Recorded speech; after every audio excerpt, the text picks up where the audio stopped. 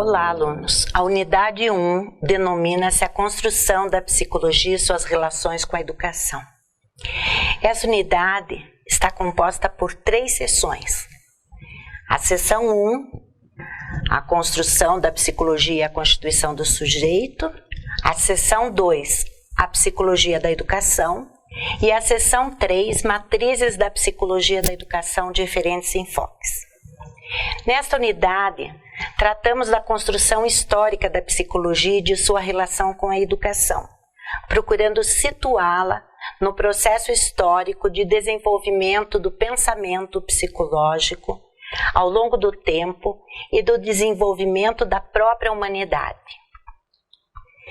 Vemos já na seção 1 que o conhecimento de psicologia foi uma preocupação dos pensadores muito antes da área ser chamada de psicologia, pois as perguntas que representam muitas das questões da área já eram feitas há muitos séculos pelos homens. Portanto, você vai ver que a psicologia se construiu a partir do momento em que os primeiros homens começam a se perguntar, por exemplo, como nos constituímos humanos? O que faz do homem ser aquilo que ele é? Será que recebemos características humanas ao nascer? Por que o homem é diferente dos demais animais? Por que temos este ou aquele comportamento? Isso significa que desde o seu início, embora não fosse ainda considerada como uma ciência, a psicologia já fazia parte dos questionamentos e inquietações dos homens que procuravam conhecer a si próprios. Nessa construção histórica, vemos que a psicologia estava presente, por exemplo, no pensamento dos primeiros filósofos gregos, como Platão e Aristóteles, que desde muito antes de Cristo já desejavam explicar a conduta e a natureza humana. Até o final do século XIX, filósofos como Descartes, Locke e os demais empiristas e filósofos racionalistas como Kant influenciaram o desenvolvimento do pensamento psicológico. Eles foram os precursores intelectuais da psicologia, embora seus questionamentos fossem feitos a partir de especulações e reflexões que não podemos chamar de científicas. A psicologia só foi considerada uma ciência quando ela se tornou independente da filosofia, a partir do momento em que estudos foram feitos com critérios científicos, ou seja, com o rigor da ciência. Isso aconteceu na Alemanha, com a chamada psicologia experimental de Wilhelm Wundt, no final do século XIX, que desenvolveu práticas e técnicas científicas para estudar os processos mentais. Foi Wundt que inaugurou a ciência psicologia, definindo seu objeto de estudo como sendo a consciência humana, dando uma identidade para esse tipo de conhecimento e permitindo desenvolver, a partir daí, técnicas, métodos de pesquisa, conceitos próprios e raciocínios teóricos. Então, novamente enfatizamos a questão da constituição do sujeito, que os primeiros filósofos já se preocuparam, pois é compreendendo o processo histórico que podemos dizer que a psicologia nasceu e se desenvolveu sempre tentando responder às questões sobre a constituição do sujeito, ou seja, do homem. Sempre tentando compreender se a constituição humana se forma a partir da natureza, ou seja, da sua biologia, ou a partir da cultura, ou seja, do ambiente em que o homem vive. Nesse processo de desenvolvimento da ciência e psicologia, também se colocaram questões de que as duas coisas, natureza e cultura, homem e sociedade, estão interrelacionadas para fazer o homem ser aquilo que ele é. Na seção 2, nós salientamos que a relação da psicologia com a educação provém do fato de que a educação entendida como uma prática social interdisciplinar possui como uma das suas dimensões a dimensão psicológica dos sujeitos do ato educativo. Nós devemos ter clareza de que a psicologia não é a única ciência da educação, mas que a educação abrange, sem dúvida, a dimensão psicológica. Basta ver que o cotidiano educacional nas escolas de educação infantil, de educação básica, etc., é composto de trocas ou interações entre sujeitos, como é o caso da interação entre professor e aluno, e também entre sujeito e objeto de conhecimento, como é o caso, por exemplo, do aluno sujeito que está aprendendo uma determinada noção de matemática, que é o objeto de conhecimento. Além disso, a educação abrange ainda processos de desenvolvimento, ou seja, processos de mudanças nos sujeitos no campo do comportamento, no campo afetivo, no campo intelectual ou cognitivo, no campo linguístico, entre outras.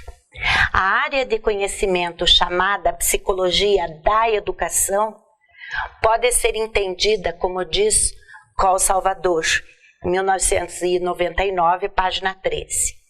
A psicologia da educação está situada em um espaço intermediário, por um lado, entre as exigências epistemológicas da psicologia científica, com suas coordenadas teóricas, conceituais e metodológicas, e por outro lado, entre as exigências de uma ação prática inseridas em algumas coordenadas sociais, políticas, econômicas e culturais que lhe dão sentido.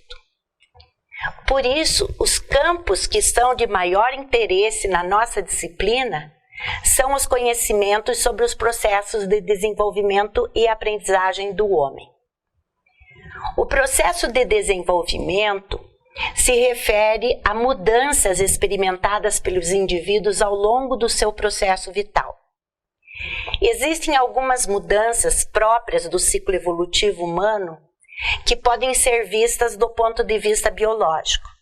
Por exemplo, a adolescência é um fenômeno humano estudado pela psicologia, o qual é deflagrado a partir da puberdade, da maturação dos órgãos reprodutores.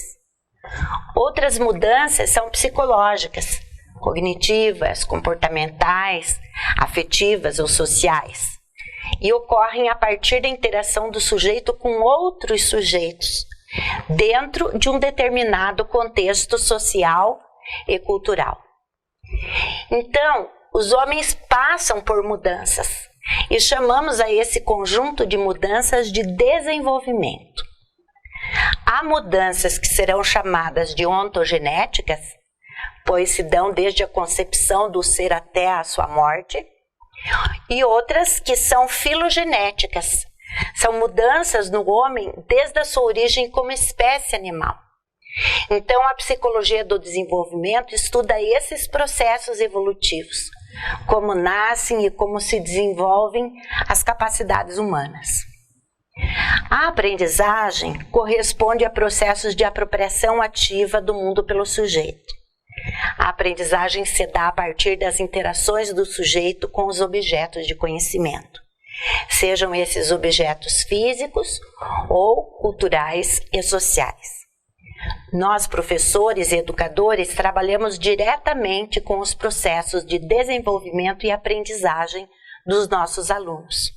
É isso que constitui o cerne da nossa profissão, pois desenvolvimento e aprendizagem representam objetivos educacionais que queremos alcançar em nossos alunos a partir do ensino.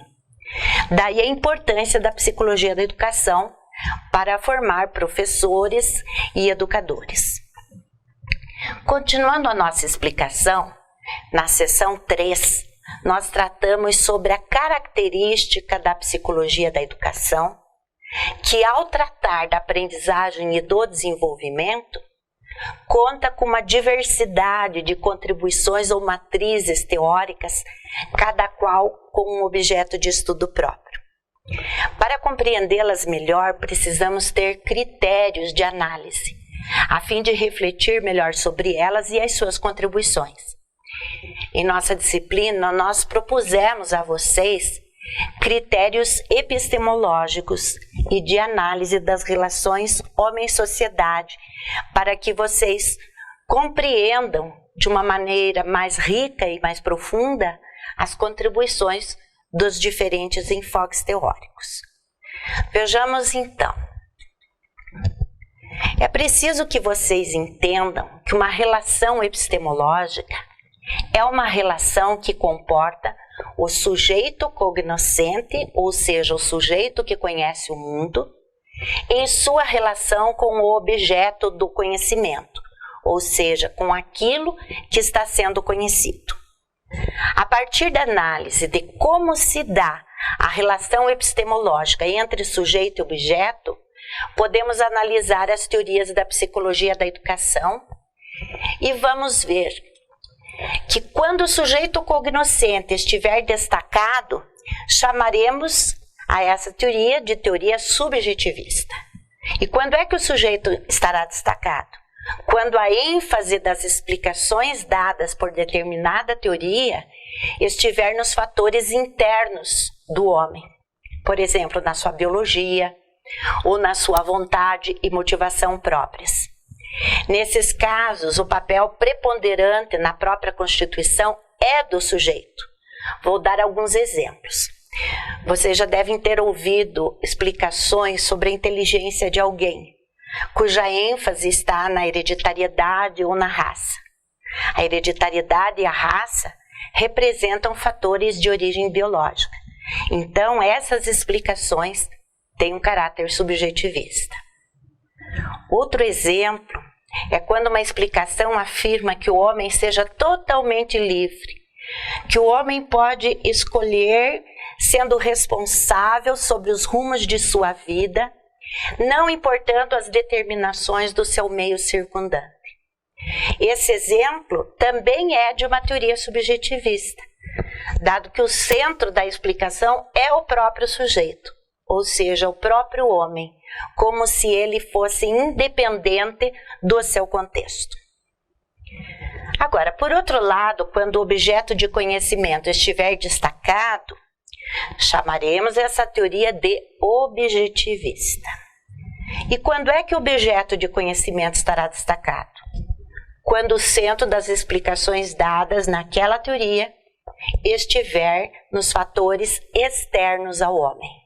Por exemplo, no meio ambiente, ou naquilo a que chamamos de sociedade ou cultura. No objetivismo, a ideia é que o homem é produto do meio, produto da cultura em que vive. Sendo assim, o homem seria modelado totalmente pelos fatores externos a ele. Seria um ser passivo. Mas há uma outra concepção que é a superação do subjetivismo e do objetivismo. Essa concepção nós chamamos de interacionismo. O interacionismo supõe que o homem se constitui não somente pelos fatores internos, pelo seu organismo, pela sua raça, pela sua hereditariedade, nem somente pelos fatores externos, pelo ambiente em que vive.